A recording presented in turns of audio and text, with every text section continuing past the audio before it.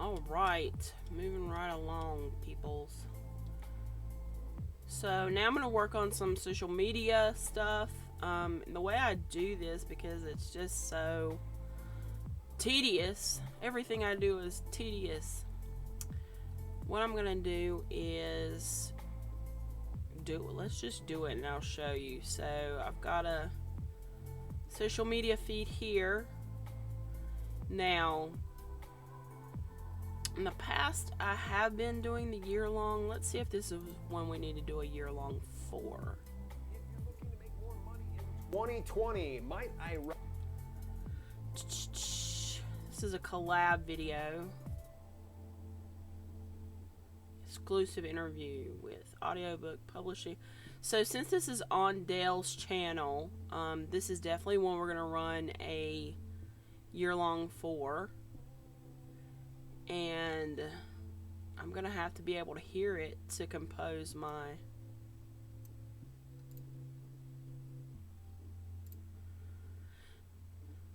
stuff for. So recommend you consider building an audiobook publishing business. If you're not entirely sold, then I want you to hear this very exclusive interview with a audiobook publishing expert, Tina Dietz, so stay tuned.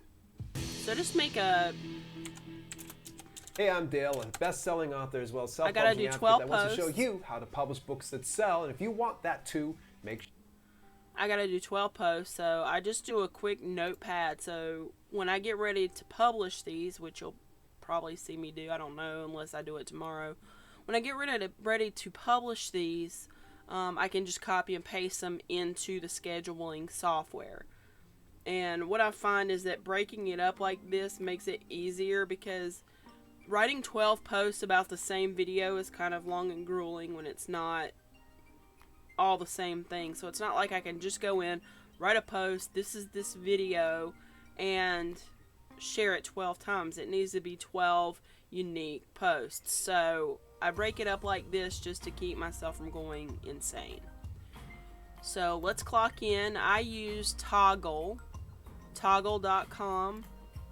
and just have it set up here. The setup, you make projects, you make clients, it's pretty cut and dry. So I clock in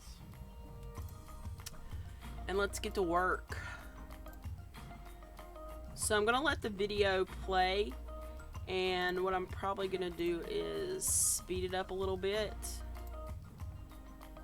and let it play and pull the things about pull my post from that. So got 12 to go, so let's just do it. Make sure you hit the subscribe button and ring that bell notification on and hit it to all. That way you don't miss a single one of these videos. If you follow this channel long enough, I'm sure you just know my opinion when it comes to this. And if you're brand new to this channel, welcome. And I'm just going to say this right now. I am bullish when it comes to getting into audiobook publishing. And there are so many reasons to get into it. But rather than me sit here and bloviate about it, you can always go back and watch any one of my other videos. I want to get an actual expert in the audiobook publishing business to talk a little bit about it. And her name actually is Tina Dietz. I met her through a friend of mine, James Ranson, a former channel guest here. And I just hit it off with Tina since day one. I've actually been sitting on this interview for far too freaking long. Tina Dietz is an award-winning and internationally acclaimed speaker, audiobook publisher, podcast producer, and vocal leadership expert who has been featured on media outlets including ABC, Inc.com, Huffington Post, and Forbes. Tina's first... Let's stop right here. What we need to go do is see if this Tina Dietz chick is on Twitter, because we want to be able to... Listen to voice your message. Right, yeah, this is her right here. So we want to be able to mention her and in our posts. So her handle is @TheTinaDietz. First podcast, the Start Something Show. Right, podcast acclaimed audiobook publisher. Yep, so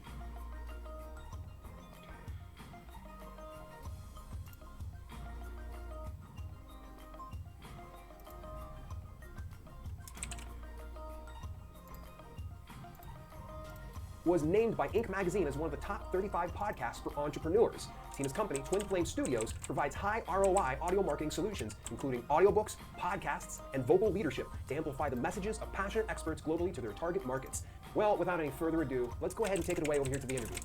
Welcome to the show. Tina Dietz here. Tina, how you feeling today? I am fabulous. How are you, Dale? You know, I tell you, I just got you like a fire hose right there. We went from like this right up to here. But before we go anywhere further, I want to know who is Tina Dietz? What do you do, and how did we actually get connected? Oh, jeez. You know what? I think it was James Ranson who connected us. I know you've had him on the show a couple of times. Two-time guest. Extraordinaire. Yeah, and James and I met through another mutual friend. He came to me to have his audiobook produced. And so one of the things that Dale does is he creates a playlist when he's going to share a video. Creates a playlist, and then he shares the link to the video in the playlist.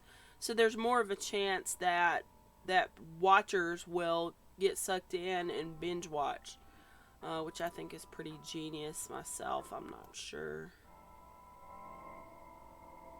where he learned that from, but I love that. So so we've got our first piece here. You know, it's not complicated, super short. You know, people are pressed for time. We don't want to be writing super long social media posts to get them to watch a video. So moving on. So I just let the video play, and I pull my posts from the different things that are being talked about. Published, and that's one of the big things that my company, Twin Flame Studios, does. We work with folks from all over the world. I've been building businesses for a couple of decades, so I have a deep specialty in the world of your voice and audio, and specifically audiobooks, podcasting, and the world of what we call vocal leadership. So anything having to do with your voice or microphone makes me super happy. So we were having a conversation before we got connected here, and this is what I'm most interested in right now. And I think that if we can kind of just, you know, set up a seat here, and I want to kind of learn a little bit more about your stance on audio marketing, because I've been telling people, like, I'm going bullish in the audio market. There's a good reason why I'm not only just on YouTube, but I'm also on various podcasting platforms and have a variety of audiobooks. So tell me a little bit more about audio marketing. So audio marketing is one of those things that isn't necessarily super sexy, but it's super effective. And it's also about the least faddish thing you can do in marketing besides write long form copy, which, unless you're an author, most of us don't like to do. Yeah. So, and then you're writing a book. You're not writing necessarily things to market yourself. So audio has been around, you know, since, well, actually predates radio, right? Because before we had radio, we had people who would travel and speak. Before we had that, we had, you know, stories around the campfire. People would travel and share each other news. So we're wired for storytelling, and we're wired for oral tradition. And one of the reasons that audio plays with marketing is that we have the ability then to create relationships with people. It's a very intimate form of marketing because it is single focus. Like right now we have visual, we have, my hands are moving, you know, you and I are talking, we've got a lot of things happening, but audio is single focus media. So that makes it very intimate and very focused on most people are listening on their earbuds. We have direct neurological connection happening at that time. And again, it's something that's very stable. It's been around for many, many, many years, and it is ubiquitous. So it is kind of everywhere, but you don't notice it. Don't notice voiceovers on the TV. You don't really notice, you know, ads on a radio station, but it's everywhere. And particularly with the rise of podcasting and with audiobooks in the last 5-6 years or so, they've been around a lot longer than that, but they've had a meteoric rise in the last half dozen years. It's becoming more, I'll call it re-relevant. It's been kind of a renaissance for audio marketing in that amount of time. Where do you see the direction, and I know this is very speculative, but I want to see what your thoughts are, the direction of the audiobook publishing industry? That is a really good question, because still Audible is the 500-pound gorilla in the room. They still have 2/3 of the market share, if not more. And a lot of these other smaller platforms, while they offer some unique features, they offer some unique opportunities. And I'm a big fan of, you know, being very strategic with your audiobook distribution. You can't not be on Audible at this stage of the game. And I'm interested to see what's going to happen with, for example, the closed captioning lawsuits that have been happening with Audible.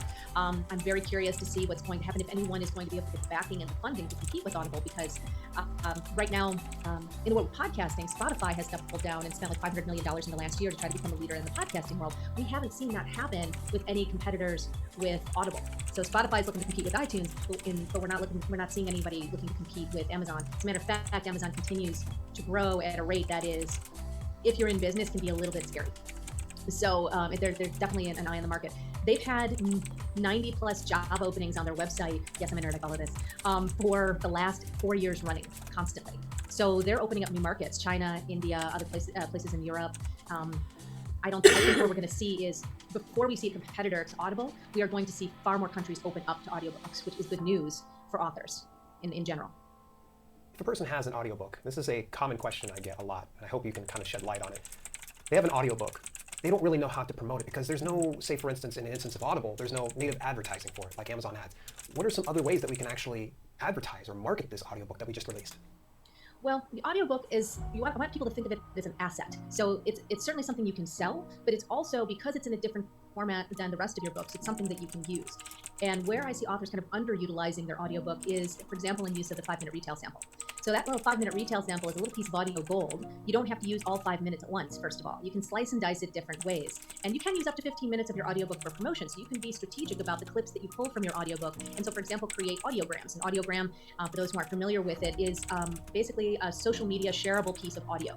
And you can closed caption it, which is highly recommended for video, as I'm sure you have showed people in the past. And it's a highly shareable social media object, and you can create a bunch of those to help people make your book, make your audiobook more discoverable. I also think that it's important to get your audiobook out onto audiobook-specific marketing platforms like Chirp, which is offered through Findaway Voices and offers discounted audiobooks, again, increase your findability. And Audiobook Boom, which again, you can use some of the gift codes that you get if you're going through acx.com, going through Audible, and you can basically give gift codes in exchange for reviews, honest reviews, get the word that way. Those gift codes too, I mean, are highly underutilized for getting reviews. More reviews actually improves your standing. Doing, running giveaways, running contests for, your Audible credits are certainly another way to increase the visibility of your audiobook. And then being a guest on podcasts. So you got to figure, if somebody's listening to podcasts, they're into audio. And so when you're matching mediums like that, you are more likely to be able to have people who are already interested in audio listening then to another audio format. And you can use that 5-minute retail sample, offer it up to your podcast hosts and say, hey, you know what? I've got an audiobook. Would you like to put the 5-minute retail sample in the show notes? Would you like to cut it into the interview? And then that gives the show host the opportunity then to create an affiliate link back to your book on Amazon. And so they get a little bit of something and you get more traffic and more sales. And I'm a big fan of pushing people back to your Amazon page where they can see all the formats of your book and get a nice case of might as well-itis and get more than one version. Yeah, exactly. Well, you're really dropping some serious 411. I love a lot of these tips. Right away, I'm kind of kicking myself because I've been on numerous podcasts, but yet I never thought about using, say, the retail audio sample, or for that matter, using the giveaway codes as an incentive for listeners for specific podcasts. Big kudos. Let's talk a little bit about self-promotion. Man, there's a lot of people out there. We're indie authors. We're shy folks. We don't like to get out there and brag about ourselves, but ultimately, you and I were kind of discussing this, self-promotion is a necessity. We really want to succeed in this business. So how can I do this without feeling really uncomfortable or sounding Excuse weird? me. Yeah, it's a whole world of how do I spread the word about my work without either sounding like a schmuck or feeling like one. And as for the feeling weird part of it, that will go away with some practice. But that is one of those things where, as one of my mentors once told me, Tina, sometimes you just gotta suck at things until you suck less. And it's a sad but true. It's just a truth of life sometimes, is that you have to have the training wheels. You've got to stumble a little bit. You have to risk looking foolish for the sake of a dream or for the sake of building something that you're proud of. And guess what? We're all human. We all do it. And most of the time, we feel like we look a lot worse than we actually do to other people. What happens in our internal conversation is way worse than how it looks on the outside most of the time. So to talk about self-promotion, we have to talk about cookies. I'm game. Let's do it. Okay. So if you imagine that you, and I speak to the collective you of everyone kind of watching this, that you have just baked, let's assume you can bake, a fresh baked plate of cookies, your favorite kind. And there's a bunch of people in a room, and you're walking around offering them, asking them if they would like to have a cookie, right? Okay. So if I asked you, Dave, would you like a cookie? Oh, heavens, yes, I'd want a cookie. Okay, so that's an easy yes, right? No problem. But there might be reasons why people would not want a cookie. Like, what would be a reason someone wouldn't want a cookie? Maybe unfathomable to you or me. They're on a diet. Right. They're weird people that don't like cookies because cookies are amazing. They just don't like cookies. They just don't like cookies. They're gluten intolerant. They need nut free. There's many reasons. It's just a big meal that they might not want a cookie. So if you imagine, is there anything wrong with your cookies if... I'm just going to pause here for a moment. So the cool thing is that sometimes these videos go really fast. I mean, I've already churned out 7 posts. I'm not even halfway through the video.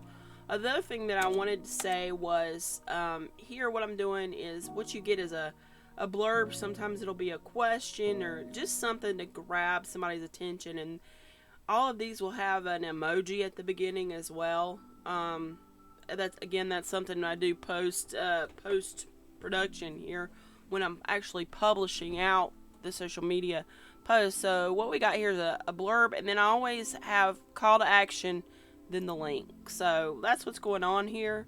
Just gonna keep going. I let the video play. I pull everything right straight from the video. So let's keep going. They say no. No. No. Is there anything wrong with you if they say no? I probably wouldn't be hurt. It's more cookies for me. Well, yeah, exactly, right? So there's nothing wrong with you. There's nothing wrong with your cookies. Your cookies are your books. Your cookies are the message that you're offering.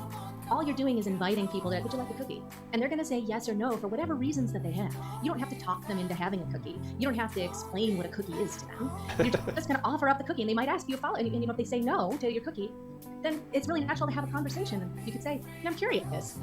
Do you not like cookies? Or do you not like this kind of cookie? And then you can just engage in a conversation. It has nothing to do with you. Most people are we're all kind of focused in our own world, right?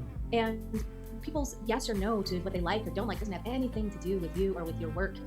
It has everything to do with whatever world that they're in. So if you can remember that all you're doing is offering them a cookie and they're going to say yes or no, it doesn't have anything to do with you, and help create a little bit of separation between your very tender ego, because we are human, and the work that you're offering out to the world. So that is a contextual shift that I recommend everybody takes on as kind of a practical internal conversation, because self-promotion is far more about the internal conversation than the external conversation.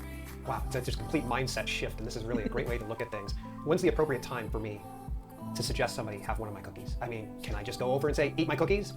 No, see, that's a different conversation. Somebody walking up to you and say, eat my cookies would be weird, wouldn't it? Yeah, right. Yeah, that's a command, It even sounds strange. Like, is that a euphemism? I don't even know what he means by that. Does he have cookies? Oh my God, I'm scared now, right? But that's why it's an invitation, not a command. So going back to your point, though, on a practical basis, there's a natural conversation that you're always looking to have. And this brings us into the world of what we call relationship marketing and influence marketing. And in those worlds, when you're creating a relationship or you're developing a platform to become somebody who's more and more increasingly influential in the circles that you run in, it's always about them and not about you. Not that you don't talk about yourself, but that you have a position of being interested and curious in the other person. So if I'm asking you about who you are and what you're interested in, it's going to be natural. You're creating what we call a cycle of reciprocity. So when you start a conversation and you're curious about somebody else, it naturally invites them to ask about you. And so that's where the conversation starts. And so you can simply say, I'm an author. And as soon as you say, I'm an author, someone's going to go, really? What do you write? They're not going to go, that's nice, I got to go get a cookie. They're not, they're going to ask you, well, what do you write? Because being an author and writing a book holds a certain cachet in our society of, holy crap, you actually sat down and wrote a book? Damn. That says something, right? Just like having a podcast immediately makes you media, having a book and being an author automatically puts you in a certain echelon of people who have accomplished something that a lot of people admire. And that might not be something that you have owned yet because you're comparing yourself to other people, or you're comparing what you want, the type of author you want to be with the type of author you currently are. But 95% of the population has not written a book. So you've already, you got to put some perspective on this. So remember all of this as you're developing it, and it's okay. They don't know what your journey has been. They don't know how many times you have yelled at your computer. They don't know how many pieces of paper you've crumpled up and thrown away, or things that you've deleted, or sleepless nights that you've had, or not pencils getting that you've nothing broken from this in the pursuit of trying to get question your at all. work into a shape that you imagine it to be. So you got to remember that's all in you. They don't know you that way. So be curious about them and just invite a really natural conversation to happen. Awesome. I've got a good loaded question here for you. It just kind of came to me. You've given some awesome tips thus far. What do you see as the common mistakes that indie authors are making today? Yeah, I think you get sick of your work before other people have a chance to learn about you. Most of the authors that I work with, and I work primarily in the world of nonfiction, but my personal life is filled completely with fiction. Folks have been my best friends since I've been 2 years old. Here for you, just kind of came to me. You've given some awesome tips thus far. What do you see as the common mistakes that indie authors are making today? Yeah, I think you get sick of your work before other people have a chance to learn about you.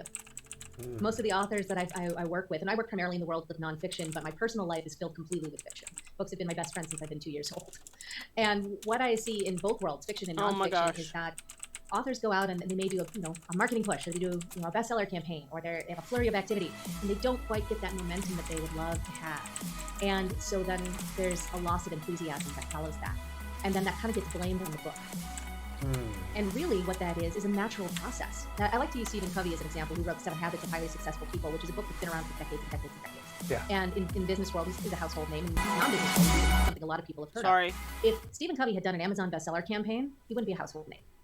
Yeah. What Stephen Covey did over the course of years is he took those pieces, those 7 habits, and he talked about them, and he sliced them, and he diced them, and he repurposed them, and he leveraged them, and he turned those 7 simple habits, none of which were new, by the way. Gotta pause a moment. Life happens.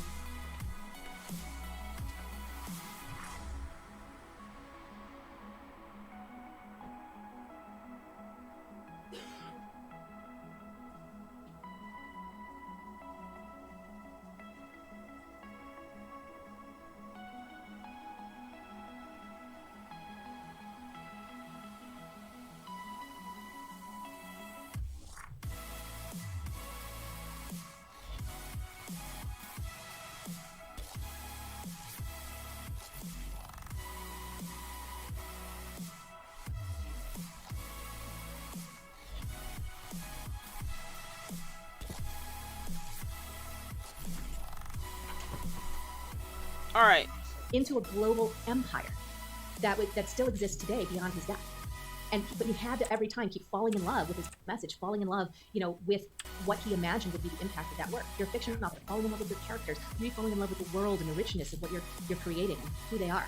And because we're all wired for stories, how many times when you were a little kid did you say, "Tell me that story again. I want to hear it again. I want to hear it again." We want to hear it again. We don't get tired of hearing things again, those things that interest us. So this is where you have to find ways of falling in love with your work over and over again so that you have the internal capacity to then keep going and not worry that other people are getting sick of your work.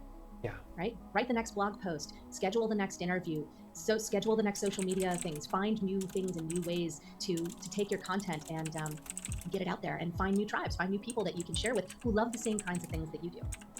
Is there a certain shelf life of a particular publication? And should I anticipate that I need to publish more books around that original flagship book before I move on? Well, I think a lot of times people feel like they published their flagship book and maybe even their first book, and I would challenge that notion because most people's first book is not their flagship book. It is because there's 90% of the time that's true. What's the old saying? You write your first novel so you can get it over with.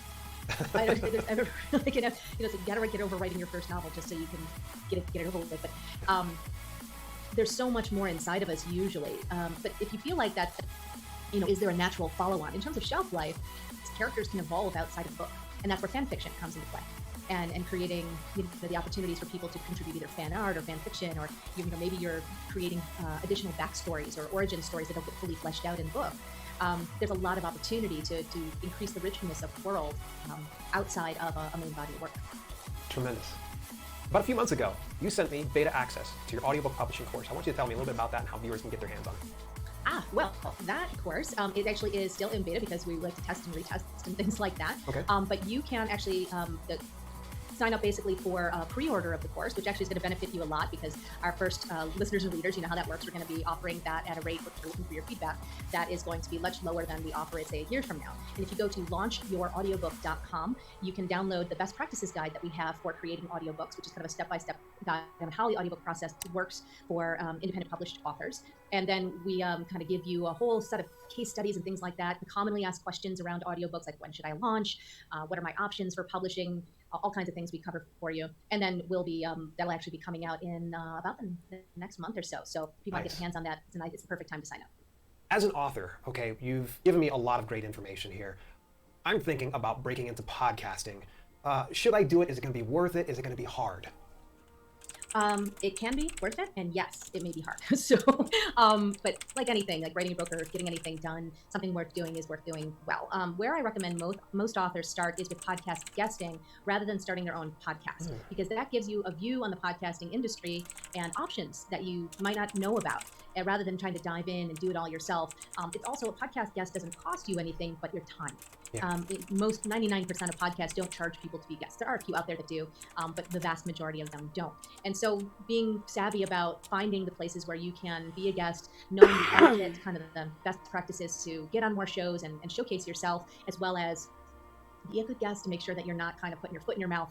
Yeah. Those are all really important things to know as you go, but they're not hard to find out about at all. Matter of fact, I actually put something together for your listeners and your followers here, Dale. So if they go to twinflamesstudios.com/Dale, I've got two things there for them. One in particular is a vocal leadership workout. Why I included that is whenever I speak, I ask audiences, do you like the sound of your own voice? And 80% of the room is like, no, I don't like the sound of my own voice. And you don't have to be stuck with that. There are some important things for you to know that you can help increase your vocal fluidity, your articulation, things like that, decrease the number of ums and ahs if you're worried about that, and develop an appreciation for the instrument that you actually have. The other thing is a best practices guide on how to get on more podcasts as a guest, and I actually include a template, an email template on how to actually cold pitch via email podcast host. And that's something that I do myself. It's actually it's kind of a Mad Libs version of one of my own templates that I've got about a 50% acceptance rate on cold outreach, which is pretty high for cold outreach. So it's really good. Yeah, so that's all in there. twinflamestudios.com/Dale, they can do that. And unless we don't send people anything annoying. So you're saying that if I want to break into the podcasting industry, it might be a good idea that I become a guest on the podcast first, so I can kind of, wade my way through the pool to the deep end. Exactly. And one of the reasons that podcasting is a great place for authors to start is because it's a kinder, gentler world than the world of, say, traditional media. If you have ambitions to be on terrestrial radio or television, usually when I get then podcasting is a much easier entree to this than point, it is Dale, I'll to have a pitch yourself couple or of get blurbs PR down for here, more and I traditional can just media. swipe his, And this is which because makes podcast my hosts are like us. job Like a I have lot my own show. easier. So You know, I know tons of podcasters. A lot of folks are doing it for business. A lot of people are doing it for hobbies or sidelines of income. But if you can, go out and do some research. One of my favorite places to do podcast research is to go to Stitcher. Stitcher is one of the main Android sources for podcasting, for those of you who aren't familiar with it. And you can search for podcast by keyword. And their search engine actually is easier to use, in my opinion, than most of the other platforms, including iTunes. And most podcasts are listed on Stitcher. So it's a great place to start. Or you can go to somewhere like Fiverr and hire someone to do podcast research for you, which is super helpful to be able to do and very inexpensive, I might add, at the same time. So no kidding. Yeah, absolutely. You can find people to do just about anything these days. It's kind of crazy. Yeah, exactly. So this is really kind of cool. So if I'm somebody who is camera shy, clearly I'm not. Podcasting might be my solution then? Yeah, that's another good point. A lot of folks are super happy to be on camera or dealing with lighting and backgrounds and microphones and all this other stuff. Yeah. This is actually a Sennheiser USB headset microphone. This is actually $35 on Amazon, and it just plugs into your computer, and I highly recommend it for podcasting or if you're doing Zoom calls or stuff like that, and you don't have to spend $100 on and it's a very sensitive mic. The Yetis are much more sensitive. This is nice and noise canceling. You can take it traveling. Like I said, $35. It's called a Sennheiser 8 or Sennheiser 8. And you can find Look, if I'm this tremendous, so I don't have to plunk down hundreds of dollars in order to do dumb quick and I round can podcasting. work from home, so not can at all, you. not at all. And most podcasts All are done right, audio there we only, go. So there's that you can show done. up, no face on, pants off. Close this down, and then what I do is I go in and I just email Dale and let him know.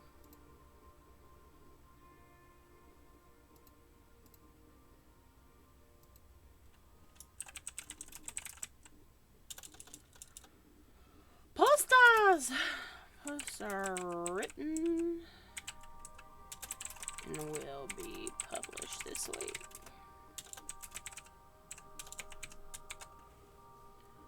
So just send that, and then I can archive this email.